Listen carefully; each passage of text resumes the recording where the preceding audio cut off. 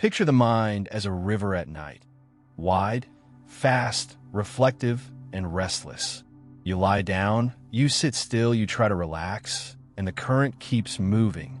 A memory nudges a worry. A plan collides with a regret. Something you didn't invite starts looping in the background. It isn't one thought. It's a whole crowd, each one asking for the same payment: your attention.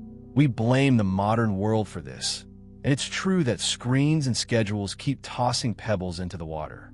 But the flood is older than any device.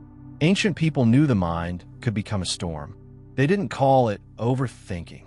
They spoke of enchantment, possession, the sway of invisible forces. Because from the inside, that's what it feels like. You're pulled, and you don't always know by what. In Egypt, the invisible world was not an abstract idea. It was the space where words had weight and names had power. A blessing could protect a home. A curse could rot a friendship. A repeated phrase could shape a destiny. And if words could shape the outer world, then thoughts, those private words you whisper inwardly, could shape the inner one. The question becomes simple and fierce. Who is holding the pen inside your skull? That is where Thoth appears, not as a museum artifact, but as an archetype. Thoth is the scribe of the gods, the keeper of measures, the intelligence of order. In myth, he stands near the scales when the heart is weighed, calm and exact, because he understands proportion, what matters, what doesn't, what is true weight, and what is noise. He is the part of consciousness that can draw a straight line while the rest of the psyche is shouting. And notice what that implies. The upgrade Thoth represents isn't more information. Most of us already drown in information. We know too much and practice too little. The upgrade is direction. It is a single chosen line running through the chaos. Not because chaos is evil, but because chaos without a center becomes suffering. The modern mind worships variety. It thinks freedom means having 100 options and 1,000 thoughts at hand. Attention becomes a searchlight that sweeps constantly. Threat, opportunity, comparison, desire, dread. In a survival sense, this makes perfect sense. Your brain is built to notice change, rehearse scenarios, and predict danger. It's trying to keep you alive, but what protects you can also exhaust you. The searchlight becomes a strobe. The rehearsals become a courtroom that never adjourns. If you've ever sat down to meditate and found your mind louder than before, you've met the machinery directly. The mind doesn't stop just because you asked nicely. It generates. It narrates. It argues. It drags you into the past and throws you into the future. And the more you fight it, the more it thrashes, like trying to calm rough water by punching it. So the ancient question returns in a new accent. How do you steer a river without waging war on water? How do you create clarity without becoming rigid? Thoth's answer, in spirit, is not to dam the river. It's to give you an oar. An oar is modest. It doesn't overpower the current. It gives you leverage. You place it in the water and take one steady stroke, and suddenly your drift has direction. Not perfect control, direction. That is enough to avoid the reeds. That is enough to cross to the far bank. That is enough to stop being carried wherever the current happens to go. Translate that into the inner world. Your or is not 10 mantras. It isn't a complicated visualization with 20 steps. It is one thought, chosen deliberately, held with intention, and returned to again and again, especially when the mind tries to scatter. Even before we define the method, you can feel why this is powerful. A mind's biggest problem is rarely that it has thoughts. The problem is that it has no throne. Without a chosen center, every impulse becomes a ruler for a moment. Every fear gets crowned because it feels urgent. Every craving declares itself necessary. You don't live by values. You live by whatever is loudest. Modern psychology has its own language for this. The brain tags certain signals as urgent and important, and attention snaps toward them automatically. That's useful when there's real danger. But in daily life, it can turn into a tyranny of salience. The loudest feeling becomes the truth. A fleeting doubt becomes a verdict. A notification becomes a command. A passing comparison becomes an identity. Esoteric traditions describe the same thing more poetically. They say the inner temple becomes crowded with little idols. Approval, control, pleasure, revenge, security. Each one demands incense. And the incense is your time, your energy, your presence. By the end of the day, you're tired in a way sleep doesn't fix because you've been worshiping too many small gods. The one thought discipline is a training in sovereignty, not domination, not suppression, sovereignty. It teaches the nervous system a new truth. Not every signal requires obedience. Some thoughts are weather. Some are old echoes. Some are bait. You can notice them without kneeling. This is why the practice can feel fast. Not because it makes you superhuman, but because it stops the bleeding. When attention is divided, your strength leaks. Decision-making becomes slow because you're hosting a debate with too many speakers. Creativity stays shallow because you can't remain with an image long enough for it to deepen. Even prayer, even meditation, even self-improvement becomes another form of scattering, another attempt to fix yourself with more noise. But when you can hold one chosen thought, something gathers. Focus is not just a productivity trick. It is an alchemical vessel. It contains the mind's heat so it can transform instead of evaporate. A laser is only light, but aligned. An arrow is only wood, but directed. A single thought, held steadily, becomes more than a thought. It becomes an instrument. And here the myth becomes intimate. Thoth, the scribe, is not outside you. He is the capacity in you that can choose what gets written into your life. Because make no mistake, your life is being written. Every repeated thought is a line of script. Every rehearsed fear is an incantation. Every habit of attention is a ritual you perform whether you mean to or not. If that sounds dramatic, it's because the consequences are dramatic. A person who cannot hold a chosen thought cannot hold a chosen life for long. They may be brilliant and kind and spiritually hungry, yet still scattered. They may collect teachings like jewels and still feel like their inner world is a marketplace at noon. Busy, loud, exhausting. There's a quiet dignity in that. When you stop letting every ripple decide your direction, you reclaim something older than confidence. You reclaim inner authority. The river still moves, yes.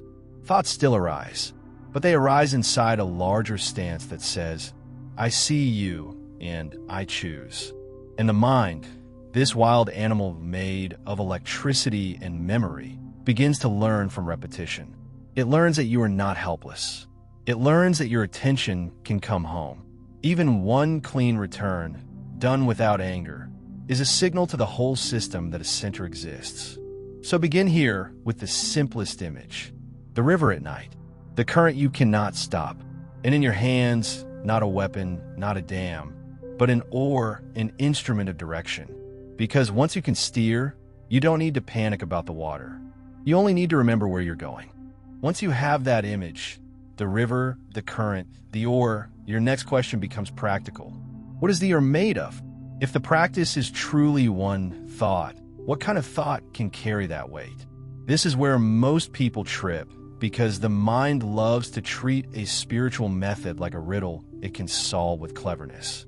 It wants the perfect phrase, the flawless mantra, the single sentence that will fix everything. But the power of the one thought practice isn't in finding magic words. It's in learning to place the mind under a chosen law, gently, consistently, without bargaining. In the old world, a seal was not a decoration. A seal was authority made visible. A seal on a scroll meant, this message has a source. This is not random ink. This is the word of a king, a temple, a court. It carries force because it carries legitimacy. In your inner world, the one thought becomes a seal like that. It says, this is the rightful center. This is the thought I will return to.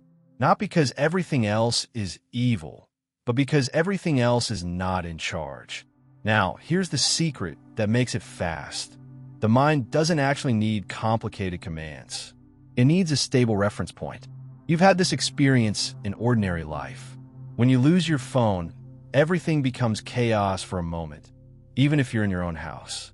But if you remember one clear fact, I last used it at the kitchen counter, suddenly your actions organize. Your attention aligns. You're no longer searching everywhere. You have a center. The mind loves a center. The one thought is a deliberate center. But what qualifies? In this practice, the thought must meet 3 standards. It must be simple enough to hold. It must be noble enough to trust. And it must be alive enough to matter. Simple enough to hold means it cannot be a paragraph. It cannot require analysis. If you choose something that demands you think about it, you've already lost. The thought should be like a single torch in the dark. Easy to recognize, easy to return to, unmistakable in its shape. Noble enough to trust means it cannot be a thought that feeds your worst instincts. If your one thought is a desire or a grievance or a fear disguised as motivation, it will strengthen those patterns. Attention is fertilizer. Whatever you water grows. Thoth, the archetype of measure and truth, doesn't hand you a poison cup and call it medicine. Alive enough to matter means it must create a felt change when you touch it. It should pull you upward or inward in a way your system can recognize. Not in a theatrical way, no forcing emotion, but in a steady way, like gravity pointing to a deeper center. So what kinds of one thoughts work? Some people choose a divine name, not as a superstition, but as a way to plug attention into something higher than impulse. A name, repeated with reverence, becomes a rhythm that gathers the mind. It's ancient for a reason. Names are handles for the infinite. Others choose a virtue, spoken plainly. Calm, truth, courage, compassion. A single word can be a compass. It doesn't explain everything. It doesn't have to. It only has to orient you. The way north doesn't describe the whole world, but it tells you which way to walk. Some choose a short line that acts like a spiritual spine. I return. Be here. Let go. Only this. These aren't philosophies. They are instructions. The mind loves instructions when they are clear. And some choose an image rather than a word. A small inner symbol that can be held in awareness. A steady flame, a star above water, a golden scale in perfect balance. This fits Thoth's atmosphere beautifully. Measure, light, precision. Images can bypass overthinking because they don't require argument. They simply are. But in every case, the one thought must be chosen. Not discovered accidentally. Not inherited blindly. Chosen with a sense of vow. And this is where we add the seal. Because a thought without a seal is just another thought, competing in the marketplace of your mind. It will be drowned out by hunger, fear, or the next interesting idea. This seal is the moment you give the thought authority. How do you do that without becoming rigid or superstitious? You do it by making an agreement with your attention the way you would make an agreement with a strong animal you want to train. Not with violence, with consistency, with a clear boundary. Here is the agreement, spoken in plain language. For this period of time, this is the thought I return to. Everything else can arise, but nothing else gets the throne. Notice the wording, return to. Not cling to, not force. Return, because the mind will wander. That is not failure. That is the training ground. If you expect your mind to stay perfectly fixed, you will turn the practice into a battle. The battle creates tension, and tension creates more thoughts. The skill you're cultivating is not never wandering. It's the speed and gentleness of your return. And that is why one thought is so powerful. When you have a single chosen point, you can return without debate. If you don't have one, the mind wanders and then wanders again because it has nowhere to return to. It's like trying to train a dog without a home. It runs and you shout and it runs more. With a home, the animal can learn. This is where we come back. Now, there's another layer, and it's subtle. The one thought is not meant to be held the way you hold a clenched fist. It's meant to be held the way you hold a cup you don't want to spill. Firm enough to be steady, gentle enough not to shake. If you squeeze, you create strain. Strain creates self-consciousness. Self-consciousness makes you watch yourself watching yourself. and then you're trapped in a hall of mirrors. The mind loves mirrors. So instead, you learn to hold the thought with a quality that feels like soft focus, like listening carefully rather than staring. In mystical language, this is devotion. In psychological language, it's stable attention with low effort. In simple human language, it's caring. You care enough to return. And here's the surprising part. The fastest upgrade often happens before the mind becomes quiet. It happens at the level of identity. The moment you can say sincerely, "I am the one who returns," something shifts. You stop being the content of your thoughts and start being the keeper of your attention. That shift is enormous. Because once you're the keeper, the thoughts are no longer you. They are events inside you, whether inside a sky. And from that position, the one thought becomes more than a focus point. It becomes a key that unlocks a new relationship with your own mind. You start to see patterns. You notice how certain thoughts arrive with a familiar emotional flavor. Old shame, old urgency, old impatience. You see how distraction often wears disguises. Helpfulness, curiosity, planning, even spiritual ambition. The mind can distract you with anything, including good things, because distraction is not about bad content. It's about the loss of the throne. The seal protects the throne. And you don't need a dramatic ceremony to make it real. You need one clear act of intention, repeated until it becomes fact. So choose your one thought, as if you are choosing the central flame for a temple that will never close. Keep it simple. Keep it noble. Keep it alive. Then seal it the way Thoth would, with measure, with clarity, with quiet authority. Because the river will keep moving. But now the or has a mark on it. Now it belongs to you. Once the or has your seal on it, you start noticing something almost uncanny. The river doesn't get calmer all at once, but your relationship to the current changes immediately. And that change isn't mystical in the vague sense. It's mechanical. It's psychological. It's the mind responding to a new rule. Because the mind, for all its poetry, runs on training. Every day, without realizing it, you've been training your attention the same way you train any creature, with reward, with repetition, with habit. A thought appears, an itch, a worry, a temptation, and you follow it. That following is a kind of bow. The mind learns this is important. This is worth chasing. Then it sends you more of that kind of thought faster next time because it thinks it's helping. That's why distraction doesn't feel random when you look closely. It has patterns. It has favorite costumes. It has timing. It arrives when you're tired, when you're uncertain, when you're about to do something that matters. It doesn't always pull you toward pleasure. Sometimes it pulls you toward pain because pain can be strangely familiar and familiarity can be a reward. The mind will choose the known over the unknown, even when the known is heavy. So what is distraction, really? Distraction is not just losing focus. Distraction is a negotiation attempt. The mind is trying to move you away from the edge of change. It's trying to return you to what it can predict. The moment you sit down to practice one thought, you are declaring a new center. And the old centers, old habits, old worries, old cravings do not retire politely. They send messengers. A memory shows up. You forgot something. A sudden plan. Do this now or you'll regret it. A hunger. Just check your phone for 1 second. A doubt. This practice is pointless. These are not always true messages, but they are always persuasive because they carry the emotional stamp of urgency. Here is the first piece of alchemy. Urgency is often a mask. The brain has a system for deciding what matters. It does this through feeling. If something feels urgent, it gets attention. If it feels dull, it gets ignored. This is efficient for survival, but brutal for spiritual practice. Because the deepest things rarely feel urgent. They feel quiet. They ask for patience. They ask for trust.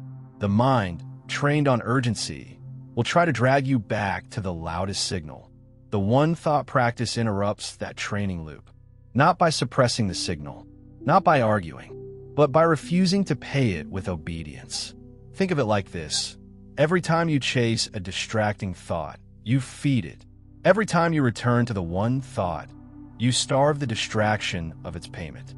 Over time, the mind learns a new economy. It learns that not every messenger gets an audience.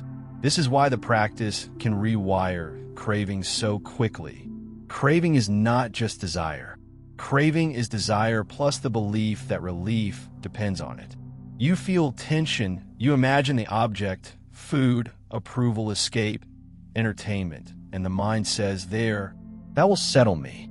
If you follow the craving, you get a reward not only from the thing itself, but from the relief of ending the tension. The brain learns when tension rises, chase this.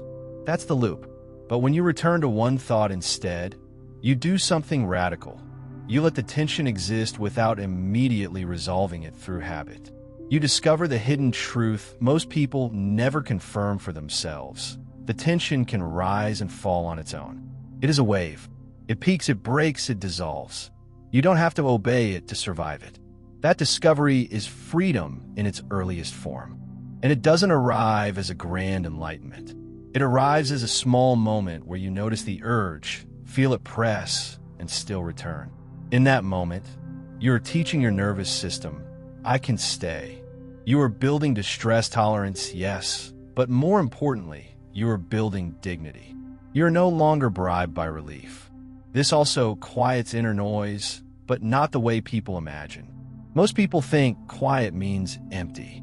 The mind goes silent like a switched-off machine. That's rare. Real quiet is different. Real quiet is when thoughts may still pass through, but they don't hook into you. They don't grab your steering wheel. They become like birds crossing a wide sky. The noise reduces because you stop amplifying it. A thought becomes loud in two ways. First, because it arrives with emotion. Second, because you repeat it. Most suffering isn't caused by the first arrival. It's caused by the rehearsal. The mind takes a single spark and builds a bonfire by returning to it again and again. What if? The rehearsal creates the sense that the thought is important, and importance calls more attention, and attention brings more emotion. That's how a small worry becomes a storm. The one thought practice breaks the rehearsal chain. You still notice the spark, but you don't keep throwing wood on it. Instead, you return to your chosen center. The spark may still glow for a while, but without fuel, it fades. This is where Thoth's spirit, measure, proportion, moves into your psychology. You begin to live by scale again. A thought can be present without becoming your world. An emotion can be real without becoming your identity. A sensation can be intense without becoming a command. And something else happens, almost like a hidden upgrade patch being installed in the background. Decision-making improves. Most bad decisions aren't caused by stupidity. They're caused by state.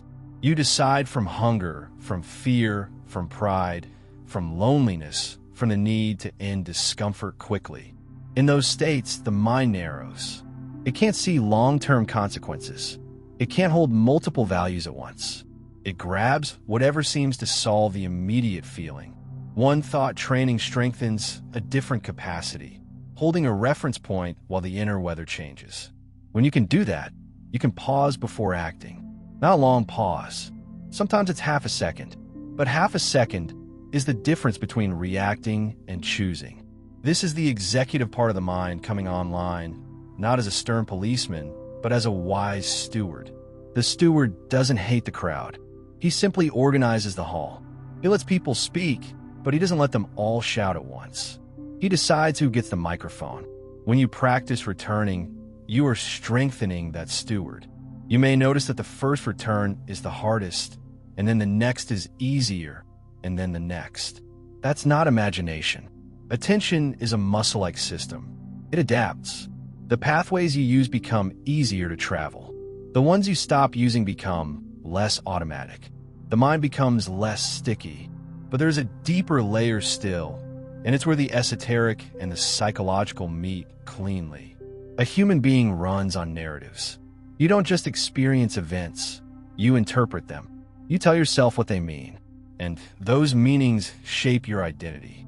If your attention is constantly dragged into the same loops, You end up living inside the same story. I'm behind. I'm not enough. Something is wrong. I must prove myself. I must control everything. These stories are not always spoken out loud, but they saturate the mind like dye in water. One thought practice is a way to introduce a new dye, clear, chosen, deliberate. It doesn't argue with the old story line by line. It simply refuses to keep rereading it. Over time, the old story loses ink. The new one gains color, and you begin to feel something most people mistake for luck: inner coherence. Your actions start matching your deeper intent more often. You stop betraying yourself in small ways. You stop living as if the loudest thought is the truest thought. Even your sense of time shifts. Distraction creates a strange kind of time poverty. Hours vanish, but you feel unsatisfied. You consumed things, but you didn't digest them. You did tasks, but you weren't present for them. One thought practice restores a different rhythm. Fewer switches, deeper contact. Life feels less fragmented, even if nothing outside has changed. And when you bring it back to the mythic frame, you can see the grandeur without making it foggy. The ancient scribe isn't just writing spells. He's writing order into chaos. In modern terms, you are training attention to stop scattering and start structuring experience. You are turning raw mental energy into directed force. That's the alchemy, not turning lead into gold as a metaphor you admire from a distance, but turning scattered awareness into a single beam you can actually live inside. Craving weakens because it stops being paid. Noise softens because rehearsal ends. Decisions sharpen because you regain a center that isn't thrown by every passing wave. And the most surprising part is how human it feels. Not like you're becoming a machine, like you're becoming whole again. So now you take that alchemy out of explanation and into a room you can actually sit in. The mind doesn't change because it understands. It changes because it repeats. And repetition, if it's going to be kind, needs a clear shape, something you can enter even on days when you feel distracted or flat. Think of this as building an inner temple with a simple threshold. No special mood, no performance, just a door you can step through on purpose. The ancient world cared about thresholds because the body believes them. A doorway tells the nervous system, you're crossing into a different order. Begin with posture. Sit in a way that says awake, but not braced. If you're on a chair, set both feet on the floor and let your weight land evenly. If you're on the ground, sit on a cushion so your hips are slightly higher than your knees. It keeps the spine upright without strain. Lengthen the spine as if the crown of the head is gently lifted, then let the shoulders drop. Rest your hands where they can be still. Soften the face, unclench the jaw. This isn't about looking serene. The body is the mind's oldest language. Slump and attention collapses. Stiffen and attention becomes brittle. You want steady, open, relaxed. Next, set a boundary in time. The mind relaxes when it knows the edge. 5 minutes is enough to begin. 10 is strong. 15 is plenty. Choose one and keep it modest at first. You're not proving devotion, you're training a return. If you use a timer, choose a gentle sound. Once the boundary is set, you're no longer bargaining with how long, which is one of distraction's favorite traps. Then prepare the room with breath. Nothing fancy, just honest. Take one slow inhale through the nose. Let the exhale be a little longer, as if you're pouring tension out of the ribs. Do it again. Do it a third time and feel the belly soften, the eyes resting back in their sockets. A longer exhale is a message the nervous system understands. Right now, I'm safe enough to be still. Now invite the scribe. Bring up your one thought, your chosen word, divine name, short line, or image. Keep it small and unmistakable. This is where it stops being an idea and becomes an anchor. If it helps, imagine Thoth at the edge of a scale, calm and exact, and your one thought is the weight you place on the pan. Not heavy, not dramatic, just precise enough that everything else can be measured against it. Place the one thought in the foreground of attention as lightly as you can while still being clear. You're not pinning it down. You're setting it on an inner altar and keeping your gaze there. The difference matters because two common failures look similar from the outside: forcing and spacing out. Forcing feels tight, like you're clenching the mind around the thought.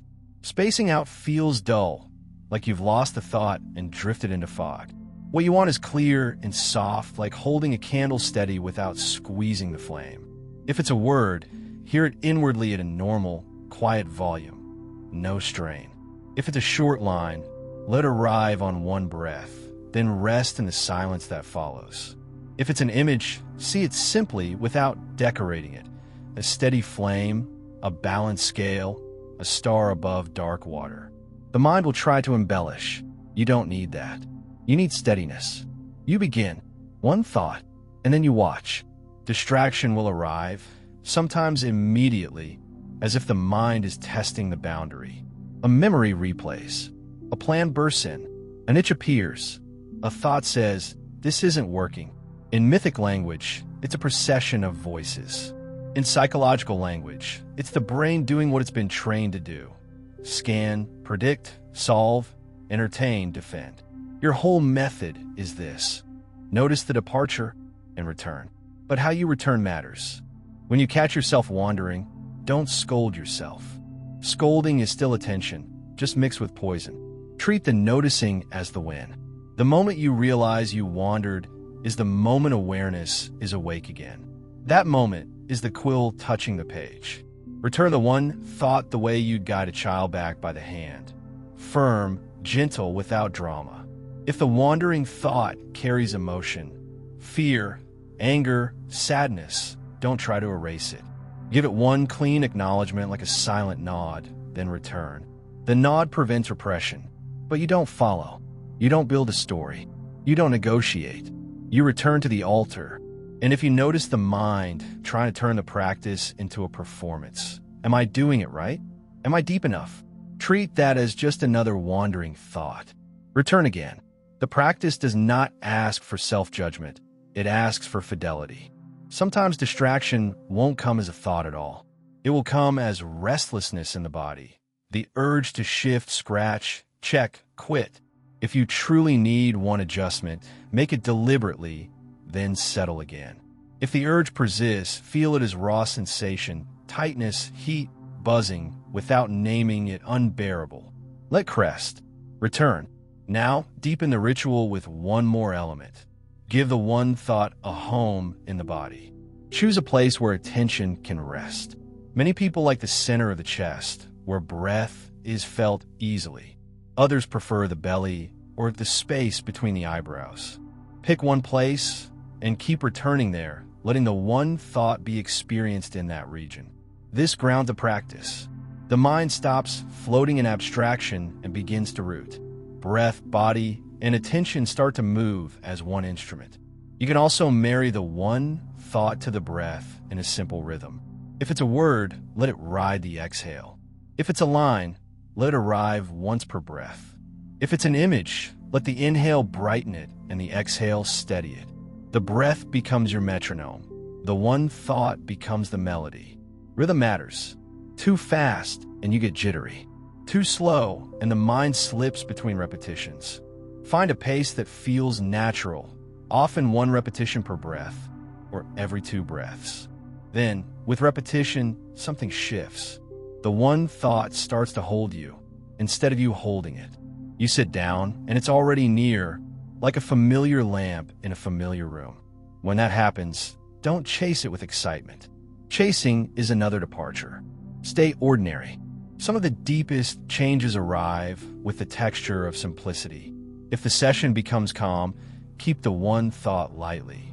Peace is beautiful, but the seal is what makes peace repeatable. And if the session becomes noisy, keep returning anyway. Noise is information. Every return is a stitch. Enough stitches and the fabric changes. As the timer nears the end, let the effort soften further. Let the one thought be faint but steady, like a quiet scent.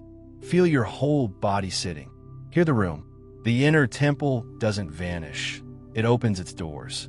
When the timer sounds, take one breath before moving. That final pause is its own seal. We begin deliberately, and we end deliberately. Open your eyes fully, lift your gaze, and move slowly, as if leaving a sacred room with respect, not because you're pretending, but because respect trains the mind. And even if the river inside you is still moving, you've proved something by experience, not belief. Direction is possible. And once you've proved that direction is possible, the real question arrives, not as philosophy, but as a test you'll meet before lunch. Because it's one thing to steer the river in a quiet room. It's another thing to keep the oar in your hands when the world starts calling your name. Life doesn't wait for your practice to feel finished. It will interrupt you mid-breath. It will speak through other people's moods, deadlines, traffic, sudden memories, surprising invitations, old temptations that return wearing a new face. And this is where the one thought practice reveals its true design. It was never meant to be a beautiful moment you visit and then leave behind like a museum. It was meant to become the hidden thread that holds your day together from the inside. At first, you carry it clumsily, like someone learning to walk with a cup of water. You remember the one thought in the morning, then lose it by the time you open your phone. You touch in the afternoon, then forget it when a message stings. You find it again at night, then watch it dissolve into the glow of entertainment. This is normal. You're not failing. You're seeing the honest shape of your attention. So you stop treating the practice as a separate activity and start treating it as a way of crossing thresholds. There are invisible doorways everywhere. The moment you wake, the moment you pick up your phone, the moment you step out of your home, the moment you enter a conversation, the moment you sit down to work, the moment you feel the first spark of irritation. Each doorway is a chance to place your seal again, quietly, without ceremony. And the power comes from its smallness. When the act is small enough, you actually do it. Imagine you wake up, and before the world rushes in, you take one breath and touch the one thought. Just once, like tapping a compass to make sure the needle still points. You don't need a full session. You don't need to feel holy. You just remind your mind, there is a center. Then, when you reach for the phone, you pause for the length of a heartbeat and touch the one thought again. Not to shame yourself for wanting distraction, but to reclaim choice. You might still check the phone, but you check it from the throne, not from the floor. This is how the practice upgrades your daily life. It restores the space between impulse and action. And the strange thing is that space begins to follow you. The more you return, the more returning becomes your default response. Not only in meditation, but in moments of stress. You feel the surge of anger, and something in you doesn't immediately become anger. You feel the pull of craving, and something in you doesn't immediately become craving. You feel the sting of embarrassment, and something in you doesn't immediately collapse into the story of it. That something is not coldness. It's awareness growing shoulders. Now, the practice will meet resistance precisely where it matters most. One of the first traps is turning the one thought into a shield you hide behind. This happens when the mind discovers the method can numb pain. A difficult feeling appears, grief, loneliness, fear, and instead of meeting it, you slam the door and repeat the one thought like a spell to make the feeling disappear. For a while, this can seem like success. The storm quiets. You feel strong, but the cost shows up later because what you refuse doesn't vanish. It goes underground. It leaks into your tone, your sleep, your choices, your body. Thoth is not the god of denial. He is the god of measure. Measure means you can face what is real without being swallowed by it. So when an emotion rises, you don't use the one thought to exile it. You use the one thought to keep your footing while you acknowledge it. You can learn a simple inner gesture here. When something hard arises, you let it have a small circle of attention, just enough to be recognized as real. Then you return to the one thought as your anchor. The feeling is not banished. It is held in proportion. You're telling your system, yes, this exists, and no is not the whole sky. Another trap is perfectionism wearing a sacred mask. The mind loves to turn any practice into a test of worth. It starts counting good sessions and bad sessions. It measures your spiritual value by how still you were, how peaceful you felt, how long you held focus. Then it does what it always does. It uses the test to create shame, and shame to create more distraction. If you feel that tightening, if the practice becomes another arena where you're trying to be acceptable, then return to the true metric, the return itself. Not how long you stayed, but how faithfully you came back. The return is the only part you control, and the more gently you return, the more the practice stays alive instead of turning into a chore. There's also a subtler temptation, especially for people who are ambitious, intelligent, or spiritually hungry, using the one thought as a way to chase power. You may begin to notice you can influence your mood quickly. You can drop into focus and feel calmer. You can resist impulses. You can speak with more clarity. And a part of you will want to turn that into domination. Over yourself, over others, over life. It will whisper, if I master this, nothing can touch me. That whisper is the oldest distraction of all, the fantasy of invulnerability. The practice is meant to make you more real, not less human. More present, not armored. The point is not to become untouchable. The point is to become steady enough to touch life without being dragged under by it. If you keep that humility, the upgrades keep arriving, and they arrive in places you didn't expect. You'll notice it in speech. The tongue is one of the mind's fastest outlets. When you're scattered, you talk to discharge tension, to win, to defend, to impress. But when the one thought is alive in you, you feel a pause before speaking. The pause is small, but it changes everything. Words become fewer and cleaner. You begin to say what you mean. You begin to stop saying what you don't mean. You'll notice it in work, not as relentless productivity, but as depth. The mind becomes less addicted to switching. You can stay with a task long enough for it to reveal its hidden layer. Creativity stops being a brief spark and becomes a sustained flame. And even when the work is ordinary, the experience of working becomes less fragmented. You're no longer splitting yourself into 10 directions while pretending to be doing one thing. You'll notice it in relationships. Most conflict is not about the content of a disagreement. It's about two nervous systems losing their centers at the same time. Someone says something sharp, and your attention collapses into the need to be right, the need to be safe, the need to strike back, the need to retreat. The one thought doesn't make you passive. It gives you a place to stand while you choose how to respond. Sometimes that means holding a boundary. Sometimes it means apologizing. Sometimes it means staying quiet when silence is the wisest word. But in each case, you respond from your deeper intention, not from the first wave. And now the grandeur of destiny stops sounding like a dramatic prophecy and starts sounding like plain cause and effect. Destiny is not only what happens to you. Destiny is what your repeated choices build. Your attention shapes your habits. Your habits shape your character. Your character shapes what you seek, what you tolerate, what you believe you deserve, what kinds of people you become drawn to, what kinds of opportunities you recognize, what kinds of risks you take, what kinds of love you allow, what kinds of fear you obey. In mythic terms, the scribe is always writing. The question is whether the writing is unconscious or deliberate. When you carry one thought into daily life, you begin to write on purpose, not by controlling every event, but by choosing your center again and again. You become less easy to manipulate by your own mood, by other people's projections, by the endless bait of the world. And this is where the practice becomes a compass. You start to sense when a choice is aligned and when it isn't, not because someone told you, but because your attention has been trained to recognize your own deeper signal. Over time, the one thought can evolve from a technique into a vow. It might begin as calm and become truth. It might begin as be here and become be kind. It might begin as a sacred name and become a living relationship to the highest you can imagine. But you don't rush this evolution. You let it mature like a tree.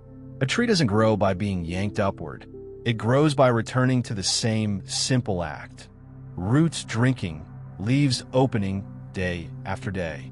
There is one more trap to name, because it hides behind spiritual language and can quietly poison the whole thing. Choosing a one thought that is not true for you.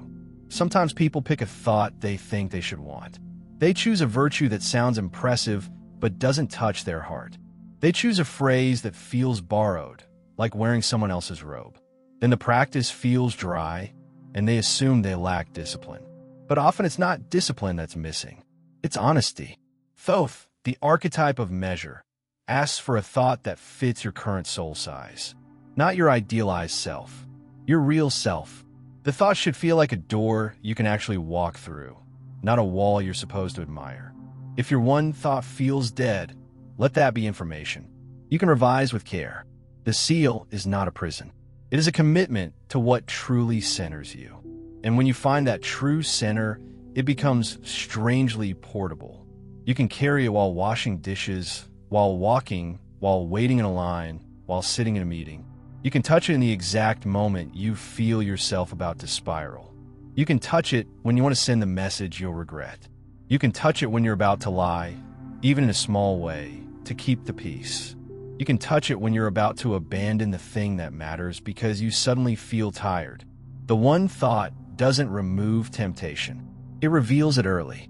And seeing temptation early is half the battle, because most of temptation's power comes from surprise. It arrives like a thief in the dark and steals your attention before you realize you opened the door. But when the one thought is near, the door is lit. You see the hand reaching for the lock. So you return, again and again and again, not as a grim duty, but as a quiet loyalty to your own deepest direction. And then, almost without announcement, you realize you've stopped living as a scattered crowd. You become a single presence. Let the image return one last time, not as an idea, but as a feeling. Night on the river, the world wide and dark and glittering, the current strong enough to humble anyone who thinks they can control life by force. You are not trying to stop the river. You are not trying to drain it. You are not trying to punish yourself for being human. You are simply learning to steer. In the old temples, the scribe did not write with panic. He wrote with patience, stroke after stroke, the way a life is shaped, small decisions, repeated, becoming character. If you've listened this far, you already know the secret isn't a secret at all. The mind becomes what it returns to, and you can choose what you return to. So choose one thought that makes you more honest, more awake, more whole. Carry it like a small flame that doesn't need to be seen by anyone else to be real. Let it sit beside you when you work. Let it ride with you when you travel. Let it stand between you and your old reflexes, not as a wall, but as a reminder that you are bigger than the first impulse. And when you forget, because you will, let the forgetting be gentle. A forgetful return is still a return. Every time you come back, you are rewriting the contract between your attention and your life. You are telling your nervous system, we have a home. You are telling your spirit, we have a direction. You are telling the future, quietly, I am learning to choose. The river will keep moving, but your hands will remember the oar.